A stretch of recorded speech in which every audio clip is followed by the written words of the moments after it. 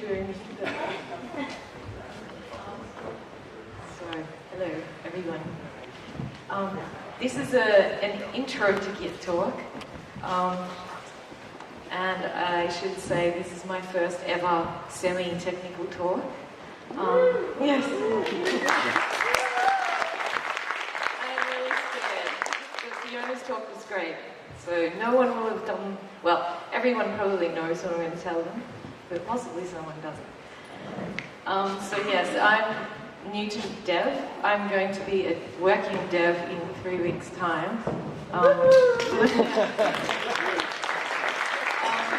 I've been teaching myself slowly for the past year and a half or something. In fact, some of you were at my first Rails Girls. Greg McIntyre, I don't know if he's in here. Yes, you're at my first ever Rails Girls. Yes. Can I say too, what does it mean? What is it? Hello Kitty Harvard Pack. Hello Kitty. Yes, I missed that. Anyway, so I guess I'm going to be talking about the way that I've used Git and learned Git. Because I've only ever used it for my own projects and not really well, which is kind of why I thought I'd do this talk, because Git is really complex, and but then I thought we're all new to something, and I figured the best way to learn exactly how it works on the internals was to write a talk about it. So that's why I did that. So my goals were that I would learn something, like it's kind of all about me right now. So I thought I would learn something, and I have, that we'd all probably learn something, even if it's just how to explain Git to the beginners a little better.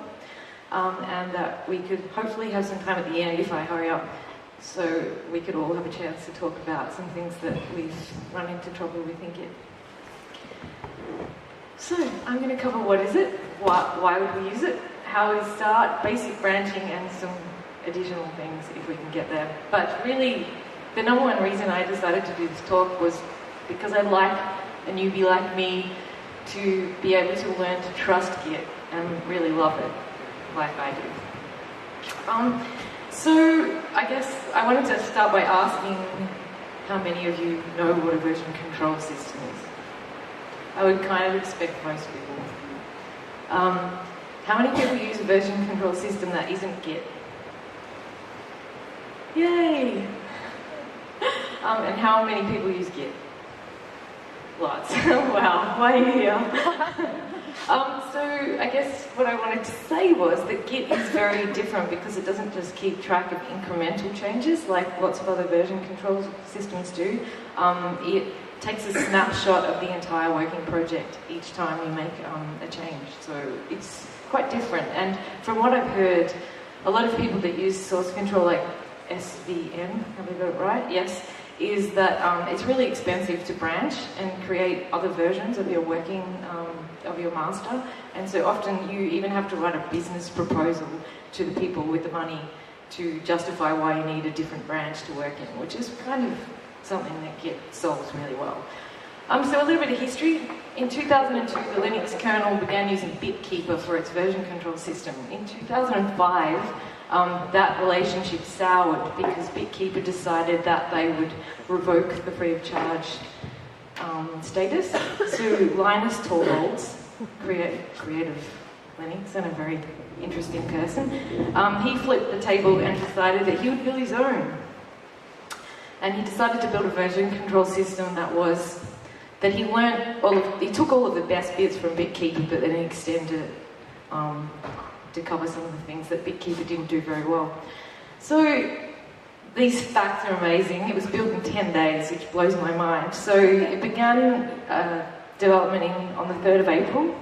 He announced it to the world on the 6th of April, and it became self-hosting on the 7th. And the first of multiple branches went into production on the 18th. So it was a really fast-tracked project, which was pretty amazing. And he describes Git as a stupid content tracker, and then the README file in the source code elaborates a bit more and says, depending on your mood, it could mean one of these things, 3 things. A random 3-letter combo that is pronounceable and not used by any Unix command, stupid, contemptible, despicable, simple. It could stand for Global Information Tracker when you're in a good mood, and it actually works, and goddamn idiotic truckload of shit when it breaks. I guess we've probably all been there if we use Git. So why would you use Git in your workflow? Well, simply like, have you needed to undo stuff? Have you lost all your work? Lost your laptop? Dog ate your homework? Have you ever had to battle just a Word document that had track changes in it? Like, that's enough of a reason to want to use Git. And obviously you can use Git for everything, and it'd be amazing if workplaces use Git not just for code, but for version control of documents, documentation. So where would we start? Again, this is very basic. We would set up an account on GitHub, we would install Git on our machine, and we would open up our terminal. And in our terminal, we'd change into our project folder, and we would run git init, which initializes an empty Git repository on our local drive, which I have done here. I thought I'd do a screen capture of code, so I felt like a real geek. So I created a fake directory, a fake project. I've changed into that directory. I have initialized my Git repository, which is empty. I've added a file to that repository. And then when I run git status, I will see that I have an initial commit. No, I will see that I've got some untracked files. So I wanted to explain the 3 stages that Git has for your work. So you have modified, staged, and committed. So you would create a file in your project folder or your repository, you would do something to that file and you might save it. And that's a modified file or project. So that means we haven't staged it yet or tracked it. And so Git doesn't really know anything about it at this point in time.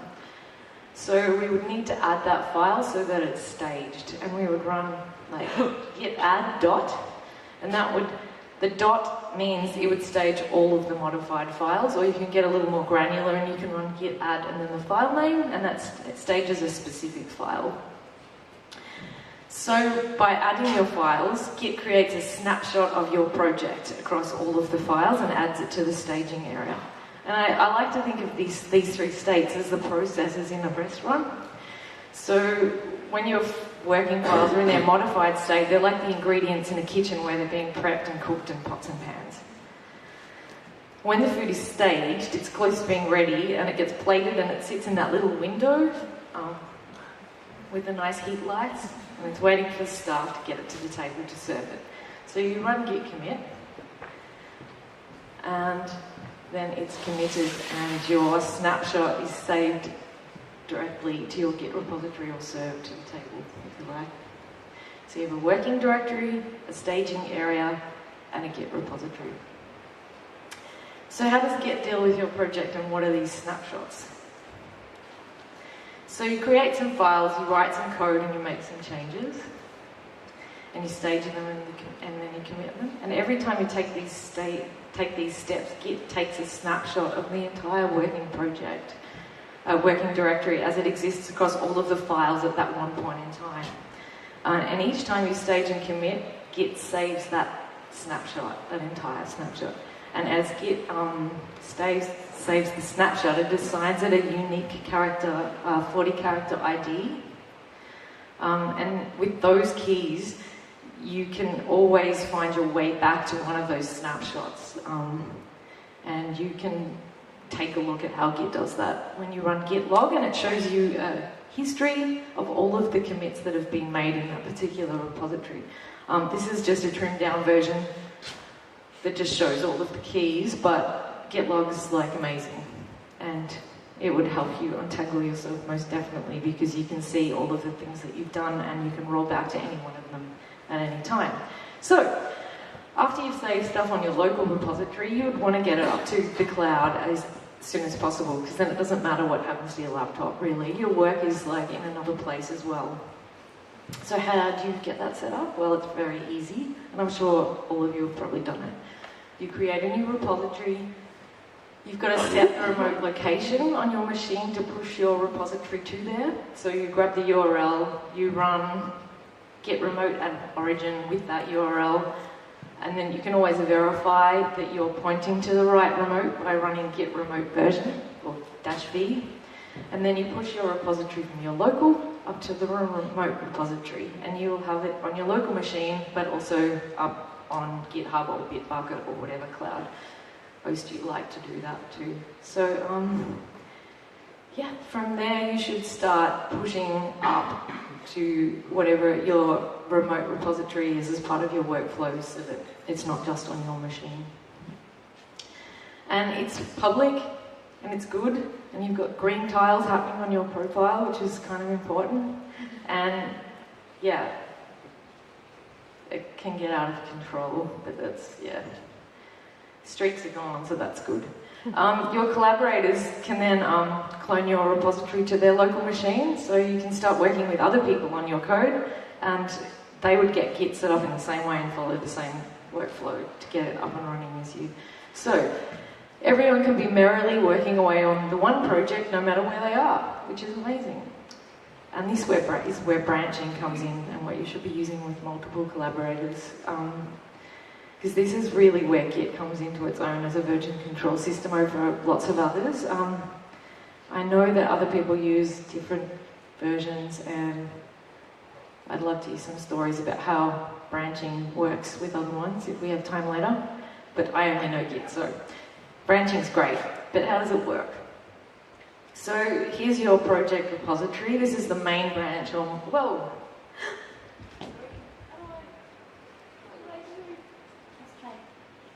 This click is brand new. So I felt like a better speaker. So here's your repository. This is the main branch or the master branch. You've been working away, just committing straight to master, which is kind of okay when it's your own work and it's a small project. And it's early days. So your project's gaining some traction now. Bugs are cropping up at the same time, you're getting features and crazy requests, and you'd like to try out and collaborate with some other people. But yes, you've been asked to fix a bug. So you'd probably want to create a branch for that work. So this is how you would change from the master branch and create a branch called Fix Pesky Bug. So let's change to that branch. And that's a stream of work that's split off from the master branch, so it's safe. You can dabble, try things out, but you're never going to mess up master. So do some stuff, bash your keyboard, include a different thing, follow the usual 3-stage process of modifying, adding and staging your files, and then committing them, and so on, and so on. And you get asked to quickly change some content now. That's totally a master branch change. It's just you've got to fix a typo or something, or add a different photo or something like that. No big deal. So you probably change back to master by running git checkout master. So git checkout with a branch name will change you back to whatever that branch is. And you fix the typo, you change the content, and you commit that change. So then you jump back into your other branch and you fix it, hopefully, and you stage it, and then you commit it, and everything's working fine, I think. Right? Oh, no, it's not working fine. We have a merge conflict. So I have to say, like, I play tested this to make sure it happened, and I knew I was going to create a merge conflict, and I still had that. My breath, oh my God, my heart, like I know a merge conflict's around the corner, and I knew that I could fix it, but it's still that feeling of shit, merge conflict. And especially for juniors, it's like, it seems like it's a daunting thing because everyone throws around the merge conflict issue, but actually I learned that it's kind of easy, fairly easy to resolve, especially when we've got 3 lines in a project, but that's okay. So in terminal, you can see that it gives you some hints. It gives you the hints of like which files they're happening in. So that's really easy. So you can go back to your text editor and you can see this markup that Git gives you, which tells you which branch you're on and also which branch the merge conflict was happening in. So there's a few ways you can fix that. the easiest one is just to stay calm. But if you look for the markup in there, you can generally, it depends. I mean, you make some assessments. If it's just your own work, you know that you can pretty much just, you can override the merge conflict by just removing the markup, making sure that you're happy with what's included, and then just going through that process again where you commit it and merge it, and it generally just works. It gets more complex when you're working with other people, but I'll get to that. So yeah, you can merge it, and then everything's done, and you've got your bug fix back in master, which is cool. And then once you understand basic branching, it's kind of really easy to collaborate with others. So everyone can be working away on the one project wherever they are, and as needed, they can just commit to their remote branch, and then once they're ready to have their changes merged into master, they can do a pull request where you will sit down or do it remotely. You review the code and decide if it's good to go and merge it back in. And then they may get a merge conflict. That's kind of okay and probably fairly normal, I'm assuming, in a team. If you're touching the same files, that you'll get merge conflicts. But the way to work those out is really just, I mean, you have two choices. You can either keep your changes and go, fuck you, I'm forcing that. And that's not a nice way to work, and you wouldn't do that. Or you can talk to your colleagues, really. It's just a matter of getting on the phone, screen capturing, talking, sitting together and working out what stays and what goes. And you will just do the same thing. You'll delete what you don't want. There's more complex ways of solving it as you get further into your career, with rebasing and all sorts of things, but I'm not going to go into that because I don't really understand it. Next talk. So edit the files, commit the revised work, and all the branches get merged into master as they need to, and everything's cool. But communication is always part of the solution in this case, I think. And if you're building software without communicating, you're probably doing it wrong. So here's some useful commands that I use a lot. I guess I should say that there are graphical user interfaces for using Git, which it's doing all this stuff behind the scenes, but on top of that, it's, got a nice visualization of what's happening with branching and merging. But I actually find that more confusing. I would prefer to know what is happening by using the command line, and things like git status is amazing. It will show you what branch you're on, it will show you sort of what's happening. Git log, again, as I explained, it shows you the history of what you've done in that particular project. Git diff is another one, which will show you the differences between I don't know how to explain it. It just shows you the difference between the work that you're working on. Also, you'll see in GitHub, if you look at a particular commit, it shows you a diff in nice red, green, so you can see. I also learned about Git stash when I was building a project for my job interview. And Git stash is a neat little thing that can get you into trouble, I learned, but Git stash just hides something that you're working on in progress. You can stash it away so that you can commit without that being included, I think I did that. And then you can unstash it. People use a lot of stashes, but you get lost and you don't know which stash is which, and you run into all sorts of trouble. But it's kind of okay to use that for one stash, and you can add a little message with it so you know what you've just stashed. And then there's git-i, which is interactive. Is it interactive commit? Interactive rebase I know about, but Git interactive lets you get way more granular, and you can choose which lines you commit, you stage and commit. You can get down to the line level, which is really cool, which some GUIs do as well. But yeah, that's it. You can read some more about it. These are some of the things I learned. I learned while writing this talk that, when you're writing a talk that you know very little about, you have about 50 tabs open at any one time. These are the good ones. So I thought I'd open it up to everyone here and, hear some more stories. I would love to hear an example of, a really curly issue that you ran into when working in a team and how you went about solving it.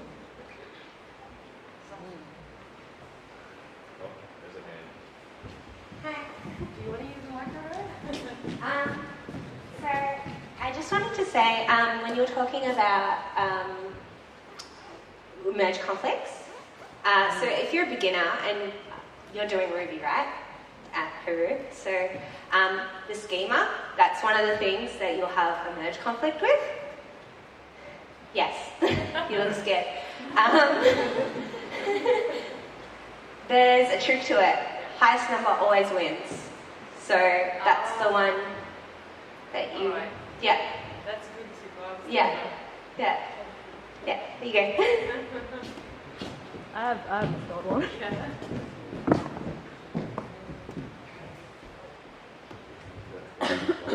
So like, if you ever accidentally git stash clear something that you needed, you can actually get it back.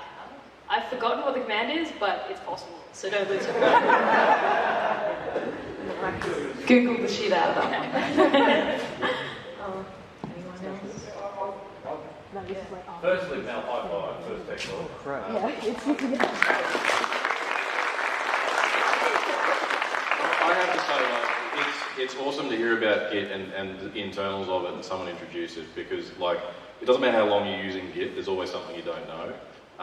And that was really brought home to me when I changed job recently. I'd been using Git for, I think it was easily 4 years. And it's a great tool that you can use and do stuff with and kind of not know the internals. And then moving to a bigger team with a more complicated flow, you're like, oh man, everything I learned just doesn't even matter anymore. Well, everything, you know, the way I do things. So it's okay to feel like you're out of your depth. Like, I felt like I was comfortable and on top of things, had open source projects and going like that. So yeah, thank you for getting up and introing it and stuff like that. And the goal of all of this is to make sure that you guys, you folks, have feel empowered to get up there and actually, you've heard about open source, you've heard about public speaking, you've heard about how to version control stuff, and it's kind of the stuff that if you don't know is maybe a roadblock to getting things out there and expressing yourself in code. So really wanted to make sure that was happening. But Mel, over to you. I guess tips and tricks. Like, what's your favourite Git trick that you don't think anyone knows about? This one's not just a trick, something you should do. Before you table flip and start ranting out a problem, use git blame to make sure it wasn't you that created it. Is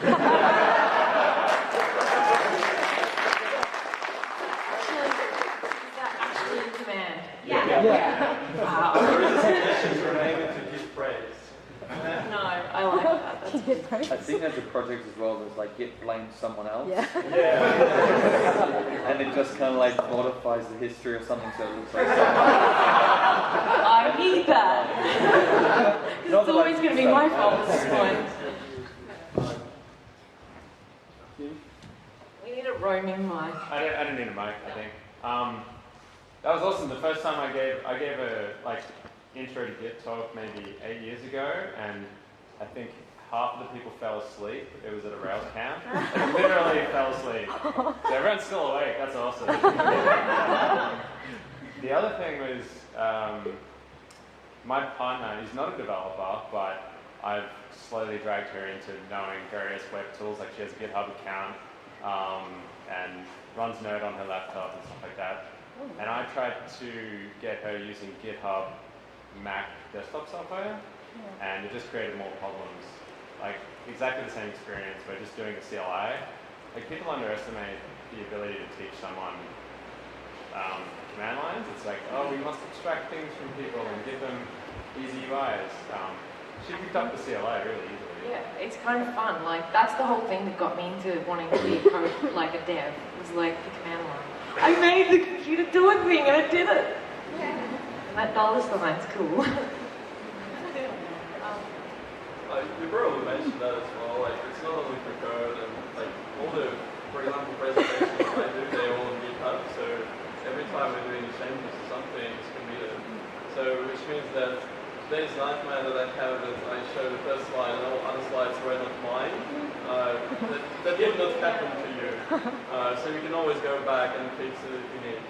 Yeah, that's good. I saw a intro talk Julie Bain. Oh my gosh. Lucy Bain? Lucy Bain. Yeah. Her intro talk was aimed at like she used the example of people collaborating to write a cookbook.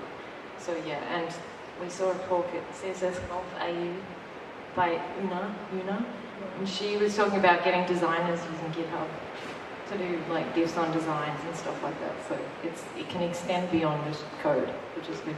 There's also Gitbook, which is pretty cool. Gitbook, where you can basically write like books, documentations, and everything, just write them up.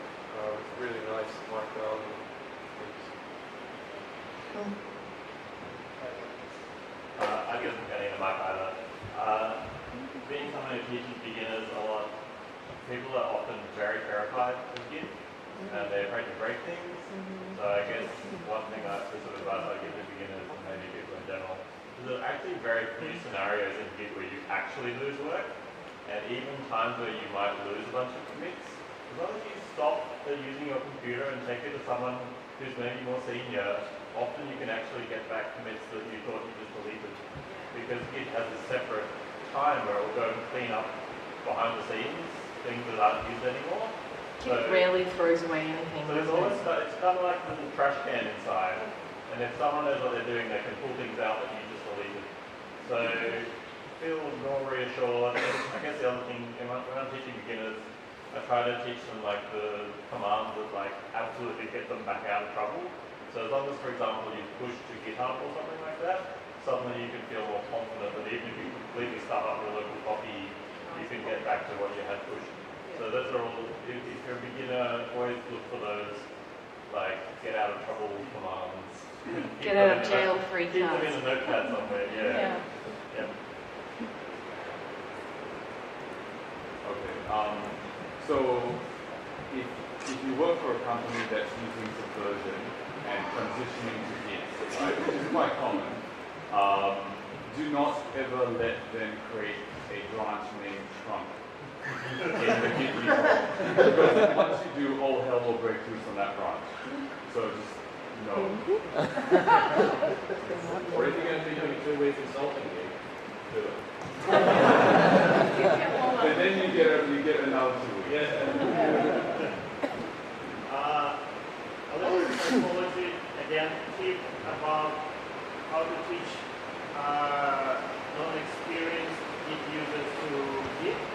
80% of people are about 80% of people are visually better.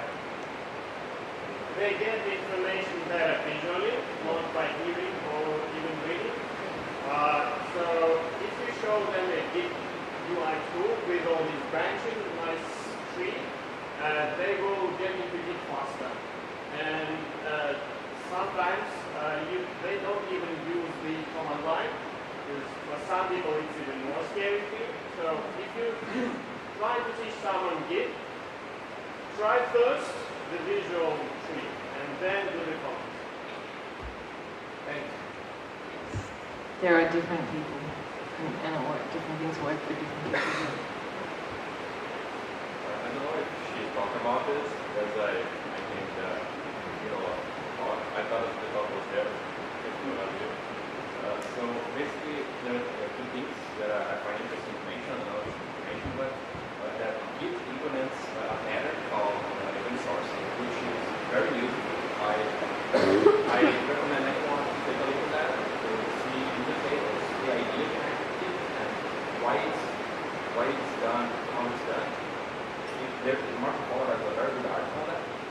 And another thing is about commits. There's one thing that people like to do like other virtual control systems, that is create a big commit for everything that you have. But that's bad because that hurts traceability. It's hard to revert if you want to revert that commit. So ideally, you should have one commit that represents a single change. It doesn't mean like a feature. It's a single small change that is indivisible. If you take away a line from that change, it doesn't work the way you need it to. And the same goes for in GitHub, for example. There are the pull requests in which you can have a commit, a single commit or a set of commits, And in this pull request, you can have a single concern that is not like a single change, but a composite of small changes that eventually go to master and can be reverted by